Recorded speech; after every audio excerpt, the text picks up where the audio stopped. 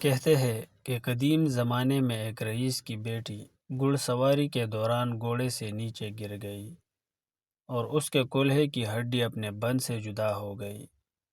لڑکی کے باپ نے بہت سے حکیموں سے علاج کروانے کی کوشش کی کہ ہڈی کو واپس اپنی جگہ پر بٹھائے، مگر مصیبت یہ تھی کہ لڑکی کسی حکیم کو اپنا جسم چھونے کی اجازت نہیں دیتی تھی۔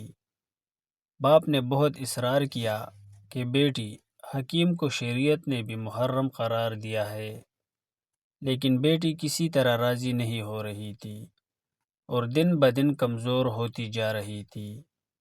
آخر لوگوں نے مشورہ دیا کہ شہر سے باہر ایک بہت حاذق حکیم رہتے ہیں، ان سے مشورہ کر لے۔ وہ شخص حکیم صاحب کے پاس گئے اور اپنا مسئلہ بیان کیا تو حکیم صاحب نے کہا کہ ایک شرط پر میں آپ کی بیٹی کا کولہا ہاتھ لگائے بغیر واپس بٹھا سکتا ہوں۔ وہ شخص کہنے لگا کہ جو بھی شرط ہو وہ قبول کرنے پر آمادہ ہے۔ حکیم نے کہا کہ شرط یہ ہے کہ ایک بہت موٹی تازی گائے میرے لیے لا دو تو میں علاج کر دوں گا آپ کی بیٹی کا۔ وہ شخص بہت باری قیمت پر شہر کی سب سے تن و مند گائے خرید کر حکیم صاحب کے گھر لے گئے۔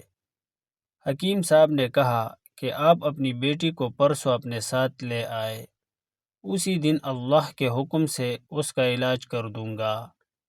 جب وہ شخص چلا گیا تو حکیم صاحب نے اپنے شاگردوں سے کہا کہ 2 دن تک نہ تو گائے کو گھاس کا ایک تنکا کھلایا جائے اور نہ پانی کا ایک قطرہ پلایا جائے۔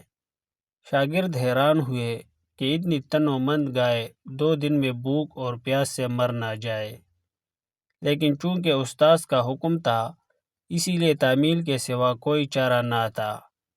2 دن تک گائے بھوک اور پیاس کی شدت سے بہت کمزور ہو گئی۔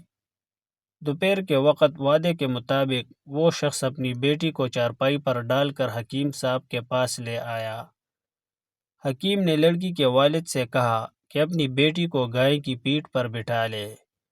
سب بہت حیران ہوئے، لیکن حکم ماننے کے علاوہ اور کوئی راستہ نہ تھا۔ لڑکی کو گائے کی پیٹھ پر بٹھا دیا۔ اب حکیم صاحب نے اپنے شاگردوں سے کہا کہ لڑکی کے دونوں پاؤں گائے کے پیٹھ کے گرد رسی سے باندھ دے۔ یہ کام ہونے کے بعد حکیم صاحب نے شاگردوں سے کہا کہ اب گائے کے سامنے گھاس اور دوسری خوراک ڈال دو۔ گائے 2 دن کی بھوکی پیاسی تھی، جلدی جلدی کھانے لگی۔ حکیم صاحب نے اس کے سامنے پانی کی بڑی سی بالٹی میں بہت سا نمک ڈال کر رکھ دیا اور گائے تیزی سے پانی پینے لگی۔ پانی میں نمک کی آمیزش نے پیاس کی شدت اور بڑھا دی تو گائے نے ایک ساتھ بہت سا پانی پی لیا۔ گھاس اور پانی نے گائے کا پیٹ پھولنا شروع کر دیا اور لڑکی کی ٹانگیں پر دباؤ اتنا بڑھا کہ وہ چیخنے لگ گئی۔ اچانک کڑک کی آواز آئی اور لڑکی شدت درد سے بے ہوش ہو گئی۔ حکیم صاحب نے لڑکی کو گائے سے اتروا کر اس کے والد سے کہا کہ اب آپ کی بیٹی کے کولہے کی ہڈی اپنی جگہ پر واپس بیٹھ گئی ہے اور یہ گائے آج سے میری ہے۔ یہ کوئی اور نہیں، حکیم بو علی سینا، جن کا نام بعد میں چہار دانگ عالم میں مشہور ہو گیا۔